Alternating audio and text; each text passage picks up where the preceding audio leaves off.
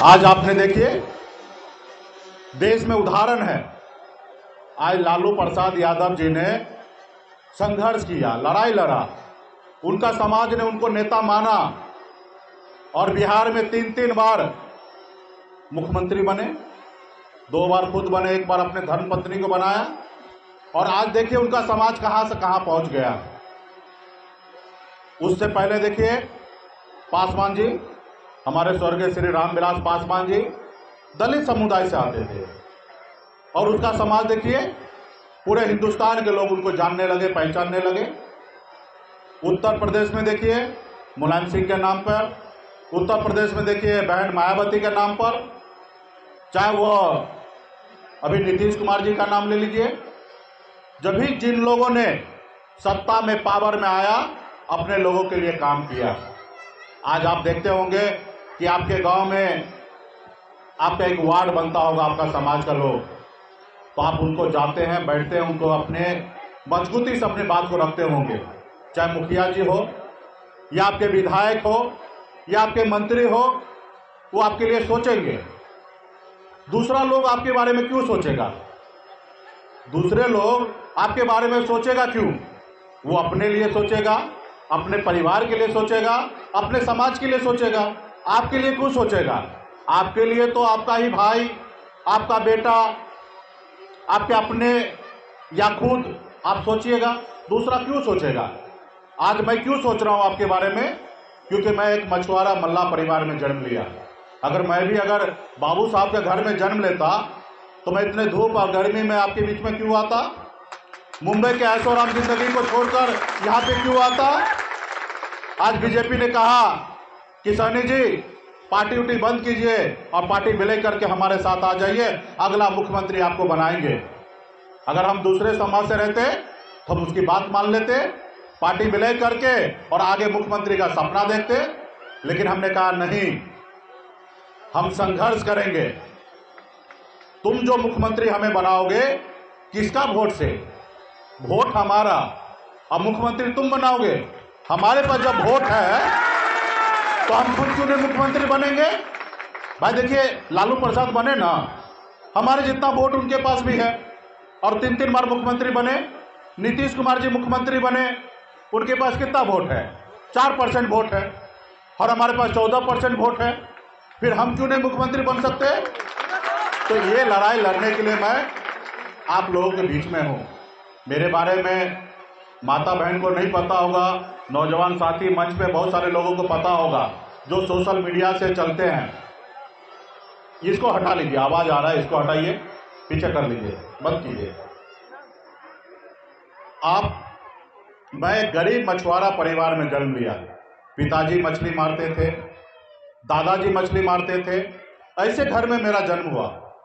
और 18 साल की उम्र में, जिस उम्र में बच्चे को माँ बाप, भाई बहन, रिश्तेदार, अपने गांव में रहने का समय होता है, उस समय में अपने घर परिवार को छोड़कर मैं मुंबई जैसे शहर चला गया। वहां पे मैंने मेहनत किया, मजदूरी किया, रहने के लिए जगह नहीं था, खाने के लिए व्यवस्था नहीं था। मैं मात्र 900 रुपया महीने पे नौकरी करता था। 900 रुपया का मतलब हुआ 30 रुपया रोज पर। मैं 30 रुपया रोज पे मजदूरी कर मैंने अपनी जिंदगी को बेहतर बनाया। मेहनत, लगन, आप लोगों के आशीर्वाद से मैंने एक समय आया कि मुंबई में बेहतर जिंदगी जीने लगा, ऐशोआराम जिंदगी जीने लगा। लेकिन मुझे लगा, जब मैं बिहार आया तो मैंने देखा कि लोग चांद पे घर बनाने के लिए सोच रहे हैं, लोग बड़े बड़े महलों में रह रहे हैं, लेकिन हमारे लोगों के लिए इस धरती पे घर नहीं है, उनको कोई सुन नहीं रहा है। और उसके लिए मैं लड़ाई लड़ने के लिए मैं बिहार आया और बिहार में लगातार आपके साथ रहा। आपके दिलों को हमेशा कोशिश किया कि आप हमें अपना नेता माने। मैं ऐसा हमेशा काम करने के लिए लगा और आप लोगों ने भी माना कि हमारा अपना भाई, अपना बेटा है और आपने सनत मल्ला को पूरे प्रदेश में नेता माना। और नेता माना इसलिए, बिहार में लोग कहते थे मल्ला मतलब बिन बेलदार नुनिया मला निषाद के 22 कुड़ी है। हम लोग अलग अलग नामों से जाने जाते हैं, लोगों को पता ही नहीं कि हमारी संख्या कितना है। कहीं हम बिंद के नाम से रहते हैं, कहीं बेलदार रहते हैं, कहीं महतो लिखते हैं, कहीं चौधरी लिखते हैं, कहीं मुखिया लिखते हैं, है एक ही, लेकिन हम 5 नाम से जाने जाते हैं। कहीं पे सहनी लिखते हैं, कहीं केवट लिखते हैं, कहीं चौधरी लिखते हैं, कहीं पे गंगोता लिखते हैं। हम 48 नाम से पूरे बिहार में जाने जाते हैं। ये पहले किसी को नहीं पता था। जब हम लोगों ने आया, पूरे बिहार को बताया कि ये देखो मेरी संख्या इतना है और इतनी ताकत है, और हमने पार्टी बनाया 2018 में, और आप लोगों ने भरपूर सहयोग दिया और गांधी मैदान में दिखा दिया कि हम निषाद का बेटा है और निषाद सन ऑफ मल्ला मुकेश सहनी के साथ है। आपने 5 लाख निषाद का ताकत वहां पे आपने दिखाया। पूरे बिहार के पॉलिटिकल पार्टी में हड़कंप मच गया कि नहीं, मुकेश सहनी के पास भी वोट है।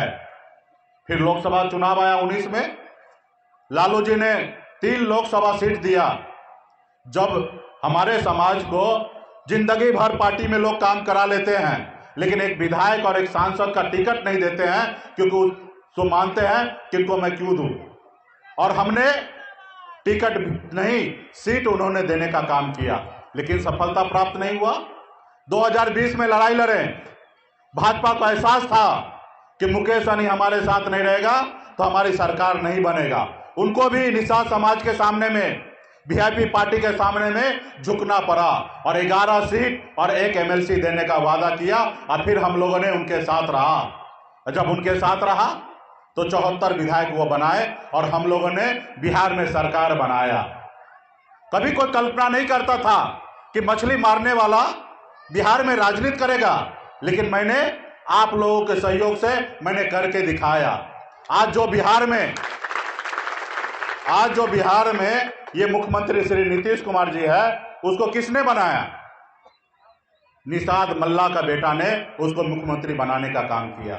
अगर उस रोज, क्योंकि आपको पता है कि एनडीए गठबंधन में 125 विधायक पे सरकार बना और 125 में 4 विधायक का समर्थन वीआईपी पार्टी का था, और किसी भी सरकार बनाने के लिए 122 का बहुमत चाहिए था, और 4 निकाल दीजिए तो 121 होगा, सरकार नहीं बनता। हमें तो लालू प्रसाद यादव ने ऑफर दिया कि आप आइए, आपको डिप्टी सीएम बना देते हैं, आपको सभी विधायक को मंत्री बना देते हैं, आप हमारे साथ आ जाइए। लेकिन हमने कहा नहीं, हम निषाद हैं, हम फूलन देवी के वंशज हैं, एकलव्य के वंशज हैं, अमर शहीद जुब्बा सहनी के वंशज हैं। हम कभी किसी के साथ गद्दारी नहीं करते हैं। हम उनके साथ अगर रहते हैं तो सीधा सामने से रहते हैं, हम कभी किसी के साथ गद्दारी नहीं करते हैं। और हमने माननीय मुख्यमंत्री नीतीश कुमार जी को समर्थन दिया, आज उनको बिहार का मुख्यमंत्री बनाया। और जब सरकार हमारा बना तो हमने कहा भैया ये 4 पार्टी की सरकार है, वीआईपी पार्टी की, हम पार्टी का, बीजेपी और जेडीयू, ये 4 पार्टी के सहयोग से सरकार बना है। और जब काम होगा तो चारों पार्टी के कहने पे काम होना चाहिए पूरे बिहार में। और जब मैंने काम करने लगा, हमने अपने विभाग में 500 करोड़ रुपए अतिरिक्त हमने बजट बनवाया।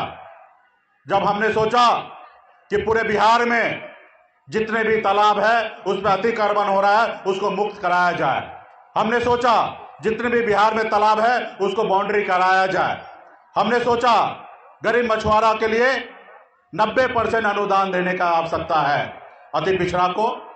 हम जब ये करने लगे, हमने सोचा 10 लाख पशु को लाकर बिहार में गरीब मछुआरों को दिया जाए ताकि वो अपने घर परिवार को चलाए, मछुआरा आवास बने।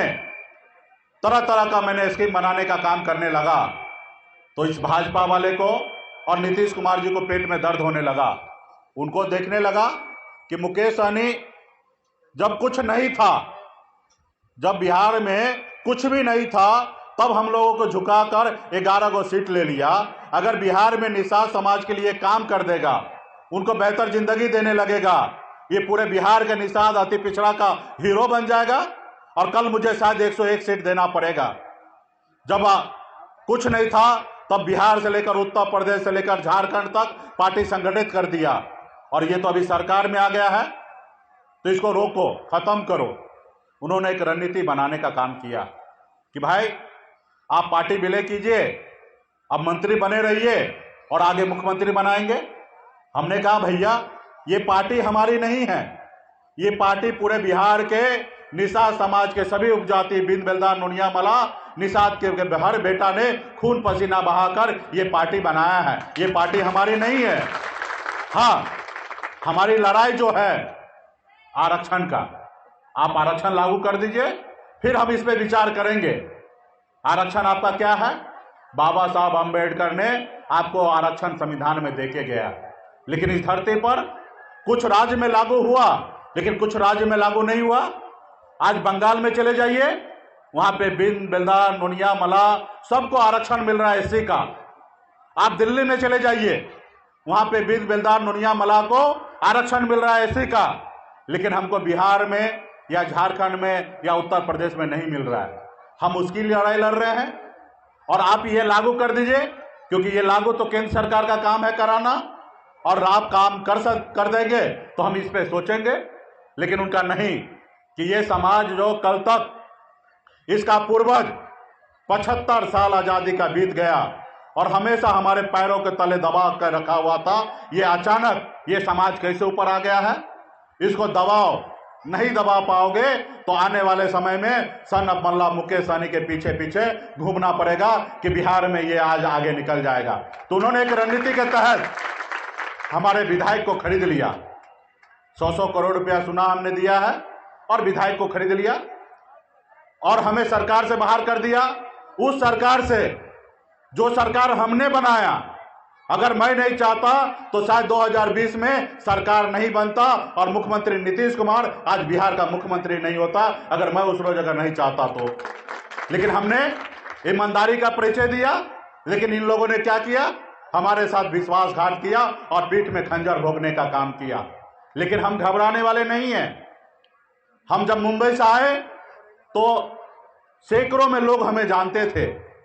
आज मुझे तो लाखों करोड़ों निषाद पूरे भारत में जानने लगा कि कोई सन ऑफ मल्ला है जो अपने समाज के हक अधिकार के लिए लड़ाई लड़ने के लिए तैयार है। साथियों, आज अगर मुझे बेहतर जिंदगी जीना होता तो आज मैं मुंबई में रहता, आज आपके पास नहीं आता। आज अगर मुझे लोभ लालच होता तो मैं भाजपा का बात मान लेता, जो 300 करोड़ रुपया विधायक को दिया वो हम ही ले लेते और हम उनके गोद में जाके बैठ जाते। लेकिन हमने कहा नहीं, हम लड़ाई लड़ेंगे। आपको जो करना है वो आप करो, लेकिन हम लड़ाई लड़ेंगे। आज हमने उसको ठुकराया और आज मैं मैदान में आप लोगों के हक अधिकार के लिए लड़ाई लड़ रहा हूं। आज उसकी बात मान लेता तो आज मंत्री बने रहता। तो इसलिए साथियों, आपको संघर्ष करना पड़ेगा। जब तक आप संघर्ष नहीं करेंगे तब तक आप आगे नहीं बढ़ेंगे। आज इस संसार में देखिए ना, ये पहले इस संसार में जितने भी लोग हैं एक सामान्य थे, किसी के पास पहनने के लिए कपड़ा नहीं था, लेकिन सबके पास धीरे धीरे विकसित हुआ, कपड़ा हुआ। सब इस संसार में आदि मानव की जिंदगी जीता था, जानवर पकड़ के मार के खाता था, पहनने के लिए कपड़ा नहीं होता था, वहीं से हम लोग विकसित हुए। लेकिन आज देखिए कुछ वर्ग के पास, कुछ लोगों के पास बड़े बड़े महलों में, बड़े बड़े कारों में, बड़े बड़े जगह पे रहते हैं, लेकिन आप और हम क्यों आज झोपड़ी में रह रहे हैं? तो इसका कारण दो है। एक तो हम खुद समझदार नहीं हुए, हम खुद शिक्षित नहीं हुए, समझदार नहीं हुए। चुनाव के समय में 500 रुपया में अपने वोट को बेच देते हैं।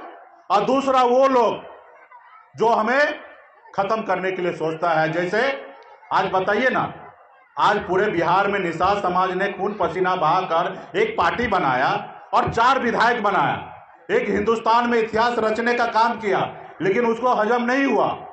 जबकि उसको 74 को विधायक हमने बना दिया, उसका 74 बना, हमको 4 बना, लेकिन उसके बावजूद भी हमारे 4 विधायक को खरीदकर आज बिहार का वो 1 नंबर की पार्टी बनने के लिए तैयार हो गया।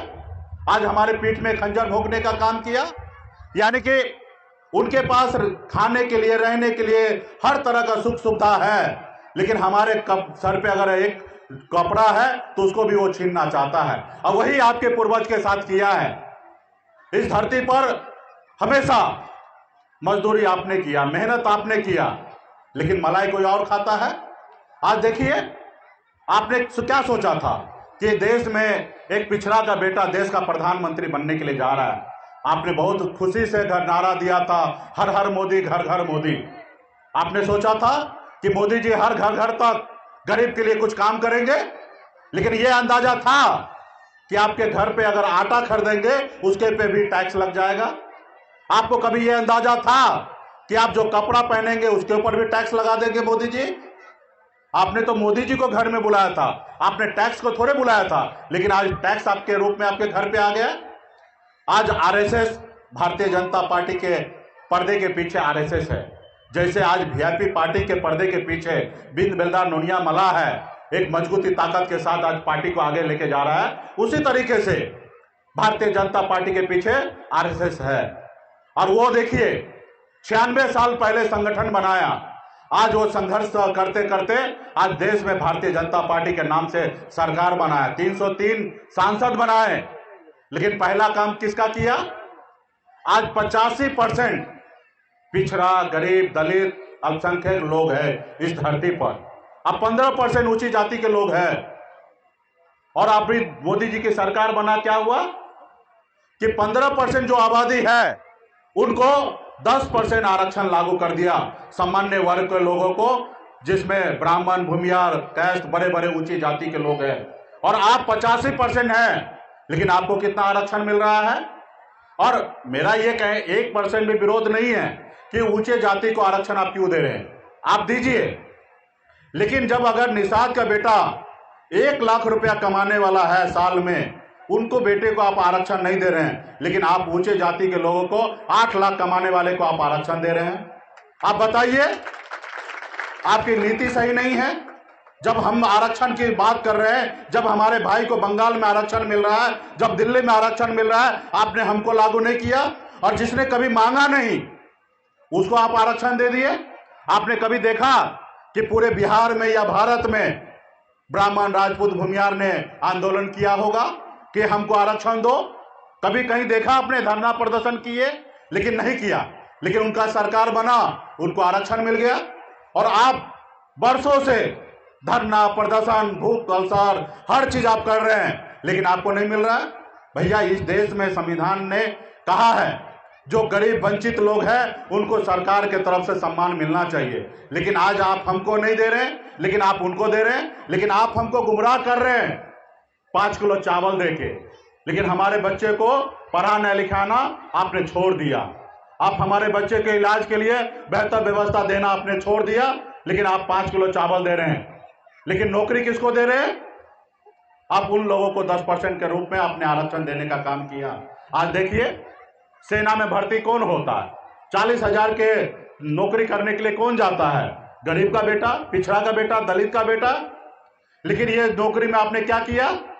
बॉर्डर पे जाके सीने पे गोली खाने के लिए हमेशा पिछड़ा गरीब का बेटा जाता है।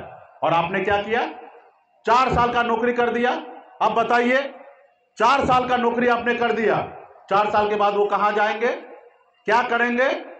लेकिन नहीं, आप जानबूझकर गरीब पिछड़ा लोगों को आप परेशान कर रहे हैं। तो खैर कोई बात नहीं, आपके वोट से देश में प्रधानमंत्री बना है, आपके वोट से राज्य में मुख्यमंत्री बना है।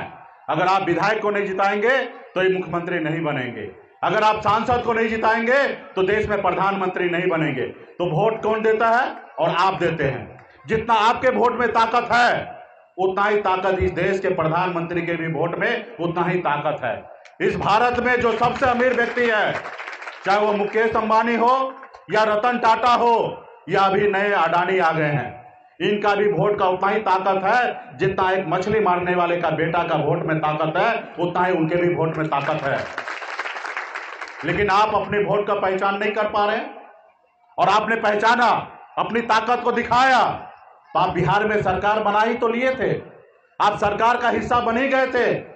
लेकिन दुश्मन को आपके घर में चोरी कर दिया, डाका कर लिया। तो खैर कोई बात नहीं, वो विधायक आए थे, जीते, कल चले गए। हमारा पार्टी वहीं का वहीं है। यहाँ पे बड़े संख्या में युवा साथी देखने के लिए मिल रहा है। आप लोगों को अगर कुछ करना है, आपके आने वाले पीढ़ी के लिए कुछ बना करना है, तो आपको आज संघर्ष करना पड़ेगा। अगर आज हमारे पूर्वज आज से 30 साल 40 साल पहले संघर्ष कर लेते, लालू प्रसाद यादव जी के जैसे 3-3 बार बिहार में मुख्यमंत्री बन जाते, तो आज हमारा समाज का ये हाल नहीं होता। हम ये नहीं कह सकते कि हमारे पूर्वज मेहनत नहीं किए, वो किए होंगे, लेकिन जिस तरीके से मेहनत करना चाहिए उसमें कहीं ना कहीं कमी होगा, इसलिए नहीं कर पाए। आज आपके पास मौका है संघर्ष करने का, इसका लाभ आपको नहीं मिलेगा, लेकिन आपके आने वाला पीढ़ी को मिलेगा। आज देखिए, लालू जी ने एक साम्राज्य खड़ा कर दिया।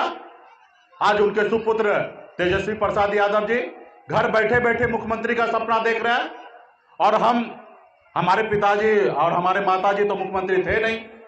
हम तो मछली मारने वाले का बेटा है, और हम संघर्ष कर रहे हैं, रोड पे घूम रहे, इधर से उधर घूम रहे, अपने लोगों को जगा रहे हैं, और वो घर बैठे बैठे मुख्यमंत्री बन रहे हैं। तो ये क्यों हो रहा है? क्योंकि उनके पूर्वज ने उनके लिए काम किया है, और आपके पूर्वज नहीं किया। आज शायद मेरा भी पिताजी पहले मुख्यमंत्री रहते तो आज हमको इतना परेशानी नहीं करना पड़ता। तो इसलिए साथियों, आज आप और हम को मेहनत करना पड़ेगा। आज अगर आप और हम मेहनत करेंगे तो आने वाले समय में आपका बेटा इस धरती पर राज करेगा, और आज अगर हम मेहनत नहीं करेंगे तो आने वाले समय में जिस तरीके से आज आप धूप में, गर्मी में आप रोड पे घूम घूम कर अपने पार्टी को मजबूत कर रहे हैं, आज हम धूप में पसीना बहाकर आपके साथ है, तो इसी तरीके से आपके आने वाला पीढ़ी भी परेशान रहेगा, लेकिन वो नहीं कुछ कर पाएगा। तो इसलिए साथियों, ये मौका अच्छा है। लोकतंत्र में जिसके पास ज्यादा संख्या है वही राजा बनता है। पहले राजा के घर में बच्चा जन्म लेता था तो राजा बनता था, लेकिन अभी समय बदल चुका है। अभी आप एक गरीब मछुआरा का बेटा भी देश का मुख्यमंत्री, देश का प्रधानमंत्री और राज्य का मुख्यमंत्री बन सकता है, और पंचायत का मुखिया बन सकता है। तो इसके लिए संघर्ष करने की आवश्यकता है, और आप लोगों ने भरपूर, जितना मुझे हमने सोचा नहीं उससे ज्यादा आप लोगों ने हमें साथ दिया है। आज बिहार के इतिहास के पन्ना पलट लीजिए, कोई भी बिहार में एक से एक बड़े बड़े नेता हुए हैं जिसको मैं आज आदरणीय मानता हूं, उनको मैं पूजता हूं, चाहे वो कर्पूरी ठाकुर जी हो या हमारे जयप्रकाश जी हो। एक से एक महान नेता हुए हैं, लेकिन जो सनप मल्ला किए हैं वो भी अपने आप में कम नहीं है। 6 साल में 2014 से लेकर 2020 में मैंने इतनी बड़ी लकीर हमने खींच दिया कि एक निषाद मल्ला का बेटा ने बिहार में मुख्यमंत्री बनाने का काम किया, और अपने दम पर हम मंत्री बने। हमें कोई मंत्री नहीं बनाया। ये मुख्यमंत्री हो या कोई पार्टी गलत फहमी का शिकार ना हो, हमें कोई मंत्री नहीं बनाया। हम अपने दम पर हम मंत्री बने, और पहले तो हमने आपको मुख्यमंत्री बनाया, फिर आपने हमें मंत्री बनाया। तो इसलिए कोई गलत फहमी ना, अपने दम पर हमने बना। आज से पहले क्या होता था, बीजेपी के रहमो करम पर कोई विधायक और मंत्री बनते थे, आरजेडी के रहमो करम पे कोई विधायक मंत्री बनते थे, या जेडीयू के रहमो करम पे कोई विधायक मंत्री होते थे, और कहते थे कि हमारी बात चपरासी तक नहीं सुनता। लेकिन हमने अपने दम पर बना, और अपने दम पर मैं काम कर रहा था साथियों, और आने वाले समय में भी अपने दम पर आप लोगों के सहयोग से आने वाले समय में आज 4 बना था ना, कल 40 बनाएंगे। एक समय आएगा 125 अपने दम पर बनाएंगे, और निषाद मल्ला बिन बेलदार मुनिया मल्ला का बेटा बिहार का मुख्यमंत्री होगा। आज मैं आया तब ना 90% अति पिछड़ा के लिए अनुदान देने का काम किया। तो इसलिए साथियों, आपको लड़ाई लड़ना पड़ेगा।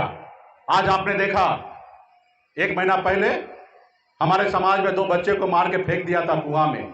मैंने थाना पे पहुंच गया, और थाना से लेकर डीजीपी तक तो हरकम में आ गया, और सभी ने कहा कि मैं तुरंत इसके ऊपर कार्रवाई करता हूं। और अभी हमारे साथी ने कहा कि जब मैं मंत्री बना था आपके अगल बगल में कोई घटना हुआ था, उस घटना पे मुझे बड़ी अच्छी तरीके से पता है। मैंने टीम को भेजा था, और उस समय मैं खुद सरकार था। आप सरकार का और विपक्ष का काम समझना पड़ेगा। सरकार हम खुद ही थे, क्योंकि ये गलती जो हुआ उसका जवाबदेही सरकार को लेना है, और मुझसे जितना हो सकता था थाना, पुलिस, एसपी, डीएम हर किसी को फोन करके जितना होना था उस पर मैंने काम किया था, क्योंकि मैं सरकार में रहकर धरना प्रदर्शन नहीं कर सकता हूं। उस समय में हमारे संज्ञान में जो भी चीज आएगा उसको ठीक करने का दायित्व सिर्फ हमारे पास होता है, क्योंकि मैं खुद ही सरकार हूं। मैं किसका विरोध करूंगा? हाँ, आज क्योंकि मैं सरकार में नहीं हूं, आज मैं विरोध में, आज सरकार कुछ भी गलत करेंगे तो उसके लिए रोड पे धरना प्रदर्शन विरोध पे मैं बैठूंगा, क्योंकि आज मैं विपक्ष में हूं। और आपने देखा, जब दरोगा नहीं सुन रहा था तो मैंने थाना पे पहुंच गया, और इसी तरीके से कोई घटना होगा तो उस जगह हम पहुंचेंगे। और जब सरकार है तो हम तो ऑर्डर देते हैं, जब हम सरकार में रहते हैं तो ऑर्डर देते हैं। लेकिन आप ये भी मानिए, पूरे बिहार में 8,300 पंचायत है, 1300-1400 आपके नगर में वार्ड है। हमेशा समस्या तो हर जगह है, हर घर में है। उसको एक आदमी कैसे दूर करेगा? आपको मुकेश सहनी जैसे हर जिला में 2, 4, 10 बनाना पड़ेगा, उसको पैदा करना पड़ेगा। आपके सैकड़ों दर्जनों में विधायक बनाना पड़ेगा, आपको दर्जनों में मंत्री बनाना पड़ेगा, आपको अपना सरकार बनाना पड़ेगा, तब जाके होगा। हर गांव में जैसे आज यादव भाई मजबूत है, उसी तरीके से हर गांव में आपको मजबूत होना पड़ेगा। और ये कहां से होगा? जब तक आप सरकार में नहीं आएंगे तब तक ये नहीं होगा। तो इसलिए साथियों, आप हमेशा 365 दिन आपस में लड़ जाइए, झगड़ जाइए। एक घर में होता है, भाई भाई में लड़ाई होता है, लेकिन जब चुनाव का समय आए, वोट का समय आए, संगठन का समय आए, अगर आपस की भाईचारा का समय आए तो हर चीज को भूलकर अपने लोगों के पीछे खड़ा हो जाइए। देखिए आज आप कहां आगे निकल जाएंगे। आज मुकेश सहनी इतने बड़े बड़े नेता को धूल चटा रहा है, इसलिए नहीं कि मैं शाहरुख खान के जैसे दिखता हूं, मैं तो गरीब मछुआरा का बेटा हूं। मैं इसलिए आज लोगों को परेशान करता हूं क्योंकि आप लोग हमारे पीछे हैं। इसलिए मैं आज मजबूत और ताकतवर व्यक्ति समझता हूं। और जिस रोज आपका ताकत हमसे पीछे से हट जाए, उस रोज मैं अकेला रह जाऊंगा। और जब मैं अकेला रह जाऊंगा, मैं लड़ाई नहीं लड़ पाऊंगा। और जब आप रहेंगे तो दुनिया का हर ताकत से मैं लड़ने के लिए तैयार हूं। चाहे वो देश का प्रधानमंत्री नरेंद्र मोदी जी क्यों ना हो, मैं हर ताकत से लड़ने के लिए तैयार हूं। अब मुझे CBI, ED, BD से भी डर नहीं लगता है, क्योंकि मैंने जिंदगी में कुछ गलत काम किया ही नहीं है। हमने तो कहा था कि भैया जो करना कर लो, विभाग भी तुमने ले लिया ना, 1.25 साल में जांच करा लो कि विभाग में मुकेश सहनी ने क्या किया। मैंने वही काम किया जो गरीब कल्याण की काम होगा, गरीब समाज की बात होगा, गरीब का हक अधिकार की बात होगा, वही मैंने काम किया। उसके अलावा एक भी काम मैंने नहीं करने का काम किया। तो मैं डरने वाला नहीं हूं। डरेंगे वो व्यक्ति जिन्होंने गलत किया होगा। हम कहीं गलत किए नहीं है, चाहे मुंबई से लेकर बिहार तक हमने कहीं गलती नहीं किया, और मैं ही आपके सामने झुकूंगा। अगर मैं गलती किया रहता तो भाजपा वाले के सामने झुक जाता, लेकिन हमने झुका नहीं और कभी भी नहीं झुकूंगा जब तक आपका साथ रहेगा। शरीर में आखिरी सांस तक आपके हक अधिकार के लिए लड़ाई लड़ते रहूंगा साथियों। लेकिन जरूरी है आपको भी पार्टी के प्रति, अपने समाज के प्रति मजबूती से लड़ाई लड़ने का। और मुकेश सहनी ही क्यों, निश्चित तौर पे मुकेश सहनी से भी अगर अच्छा आपके समाज में बेटा खड़ा होता है, मुकेश सहनी से भी बड़ा लकीर अगर खींचता है, तो आप उनको मदद कीजिए, क्योंकि वो आपके बेटा आगे निकल रहा है। और जब तक अगर वो आगे नहीं निकल रहा है, तो जो आपके सामने जो सबसे बड़ा लकीर खींचा है, उनके साथ आप रहिए, तब आपका समाज आगे बढ़ेगा, आपके लोग परेशान नहीं करेगा। आज क्या हो रहा है गांव में, लोग आप देखते होंगे, निबरिया का बहु, हमारे गांव में कहावत है, जो निबर होता है ना, उसके घर पे हर को उनके वाइफ को भावो बना लेता है, भौजाई बना लेता है। तो इसी तरीके से आप गरीब हैं, आपका कोई सुनने वाला नहीं है। आपको हत्या कर देगा, लेकिन आपका कोई सुनेगा नहीं। हत्या करेगा कोई और, फंसा आपको देगा, जेल भेज देगा। लेकिन जो लोग मजबूत है, उनके साथ कोई परेशानी नहीं होगा। तो इसलिए आपको परेशानी से बाहर निकलने के लिए संगठित होइए, बच्चे को पढ़ाइए लिखाइए, और समाज के साथ रहिए, और पार्टी के साथ रहिए, और आने वाले समय में बदलाव होगा। बिहार में बचा है कौन भाई? जो हमारे जो इमरजेंसी का समय था, उस समय में बहुत सारा नेता बने, लालू प्रसाद जी बने, रामविलास जी बने, नीतीश जी बने, तमाम ऐसे नेता बने। सबका रिटायरमेंट का समय आ गया। कुछ तो हमारे पास नहीं रहे, स्वर्गीय चले गए, हमारे जैसे स्वर्गीय श्री रामविलास पासवान जी चले गए, अभी लालू जी हैं, अभी नीतीश जी कुछ दिन के लिए हैं। उसके बाद बिहार पे कौन राज करेगा? 3 नौजवान हैं, एक लालू जी का सुपुत्र, एक हमारे स्वर्गीय श्री रामविलास जी का सुपुत्र, और एक सनप मल्ला, और सब अपने बाप के दम पर है, विरासत में उनको मिला है।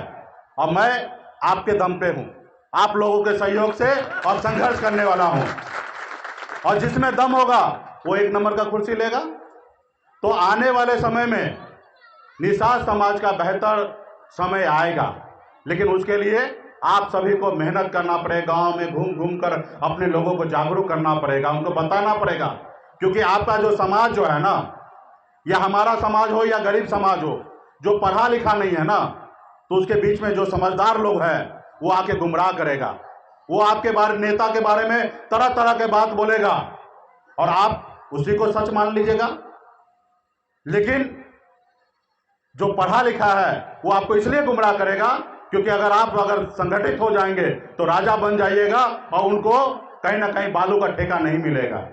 अगर आप मजबूत हो जाइएगा तो बहुत सारा ठेका आप कर लीजिएगा। आज पहले लालू जी से पहले आपके छपरा में बालू का ठेका कौन लेता था? जब लालू जी मजबूत हुआ तो बालू पे काम कौन कर रहा है? जबकि इस बालू पे पूरा अधिकार निषाद मछुआरा मल्ला का होना चाहिए, लेकिन नहीं है। ये क्यों नहीं है? क्योंकि आपकी सरकार नहीं है। ये बिहार में 2.25 लाख करोड़ का बजट बनता है हर साल, लेकिन खजाना के पास आपका भाई नहीं है, और खजाना में जो है वो खजाना निकाल के अपने लोगों के बीच में बांट रहा है। कुछ देर के लिए उस खजाना का मालिक मैं बना था तो मैं अपना पैसा लेकर अपने लोगों के बीच में खर्च कर रहा था, लेकिन उनको लगा कि नहीं, इसको कैसे कमजोर किया जाए, तो आपके विधायक को खरीद कर और आपको सरकार से बाहर कर दिया। आज अगर हमारे विधायक रहते, सरकार में मैं रहता, तो हमारे हिसाब से चलता। जब बिहार में एनडीए का बैठक होता था, सरकार के बारे में कुछ सोचना होता था, तो 4 नेता बैठता था। 4 नेता में एक नीतीश कुमार जी बैठते थे, एक जीतन राम मांझी बैठते थे, एक भाजपा का नेता बैठते थे, और एक सन ऑफ मल्ला मुकेश सहनी बैठता था। 4 कुर्सी लगता था और अब सोचते थे। और जितने भी बिहार में विधायक मंत्री हैं वो आगे बैठते थे, दर्शन जैसे तरीके से आप बैठे वैसे वो बैठते थे, और जो हम लोग कहते थे वही मानना पड़ता था, वही सुनना पड़ता था, क्योंकि वो सरकार आपका था। तो चोर ने चोरी किया है, आने वाले समय में उनको भी सबक सिखाएंगे। जिन्होंने हमारे साथ गद्दारी किया है उनके साथ भी ब्याज के साथ में उनसे बदला लाने वाले समय में लेना है। लेकिन आज जरूरी है अपने लोगों को संगठित कीजिए, क्योंकि जो पढ़े लिखे समाज है ना, वो नहीं चाहेगा कि मछली मारने वाला बिहार में सत्ता पावर में आए। वो आपको गुमराह करने के लिए आएगा। मुकेश सहनी के बारे में तरह तरह के बात बोलने के लिए आएगा, मनोज जी के बारे में तरह तरह के बात बोलने के लिए आएगा, राजकुमार जी के बारे में अलग अलग बात बोलने के लिए आएगा, ताकि आप गुमराह हो जाएं। लेकिन आपको गुमराह नहीं होना है भाई। 75 साल में 2 बार वोट गिराना होता है, 5 साल में 75 मतलब 17 बार, 17 दूना 34 बार आपने वोट गिराया। 34 बार में एक बार 2020 में मेरे कहने से गिराया, लेकिन 33 बार इससे पहले आपने गिराया। कुछ लाभ आपको मिला? नहीं मिला। लेकिन आपने जब पिछले बार गिराया तो आप सीना ठोक के कहते हैं ना कि मल्ला का बेटा ने बिहार में मुख्यमंत्री बनाया, क्योंकि मैंने ऐसा किया इसलिए बोल रहे हैं। अगर ऐसा नहीं करते तो नहीं बोलते। तो इसलिए आने वाले समय में मजबूती से काम कीजिए। और विशेष तौर पे एक हमारे साथी, हाँ, मैं विशेष तौर पे मैं कहाँ है हमारे अशोक जी, सर बाहर चले गए। और हाँ, और मैं अशोक जी को स्वागत करता हूँ कि इन्होंने रेत पर सेंट में हमारे चित्र को इन्होंने बनाया है। और मुझे हिंदुस्तान में सब जगह हर चीज़ बनाए हैं, लेकिन पहली बार जिन्होंने जिस तरीके से इन्होंने स्वागत के लिए हमें मूर्ति जिस तरीके से प्रतिमा बनाए हैं, अशोक जी को विशेष तौर पे मैं धन्यवाद देता हूं। और इनको मैं स्वागत करता हूं कि आपने हमें स्वागत किया है, और ऐसे मौका आपको दोबारा हम फिर देंगे। बहुत बहुत धन्यवाद। और समाज में जितने भी यहाँ पे आप लोग काफ़ी दिनों से, क्योंकि कार्यक्रम पिछले बार भी रखा गया था, लेकिन समय का अभाव था और समय नहीं सेट होने के कारण नहीं आया। फिर से इतने दिन से आप लोग तैयारी किए, जितने भी कार्यक्रम निषाद महासंघ के तरफ से जितने भी साथी, आप सभी को बहुत बहुत धन्यवाद देता हूं कि इसी तरीके से आप लोग आपस में भाईचारा बनाइए, संगठित होइए। और निषाद मतलब बिन बेलदार नुनिया मला। अब भले हम लोग कई कुड़ी हैं और कुड़ी के हिसाब से चलना ठीक है, लेकिन हम सब एक ही हैं। और जब तक आप अकेले गिनती कराइएगा तब तक आप कमजोर होइएगा। और जब तक आप बिन बेलदार नुनिया मला निषाद के जब भी जितने भी उपजाति है सबको एक जगह कर दीजिएगा, तो आपको पूरे बिहार के लोग आपको मानेगा कि नहीं संख्या आपके पास है, क्योंकि उनको पता ही नहीं है। इसलिए सब साथ मिलकर संगठित रहिए और एक तरह भाईचारा बनाए रखिए, ताकि आने वाले समय में लाभ होगा। क्योंकि आपको और आपको हमको संघर्ष करना है, मेहनत करना है, तब जाके समाज में आपको सर उठाने लायक आप बनेंगे। इसलिए बहुत बहुत धन्यवाद सभी साथी को, युवा साथी को। यहाँ पे बड़े संख्या में माता बहन हैं, बड़े संख्या में अभिभावक हैं, लेकिन सबसे ज़्यादा जरूरी है जितना यहाँ पे युवा दिख रहे हैं कि आप लोग के पास समय है, शरीर में शक्ति है। आज मैं शायद 65 साल 70 साल का होता तो मैं आपके लिए लड़ाई नहीं लड़ता। आज मैं सिर्फ 41 साल का हूँ। मुझे पता है कि मेरी जिंदगी में 35 साल बचा हुआ, अब 35 साल में संघर्ष करूंगा।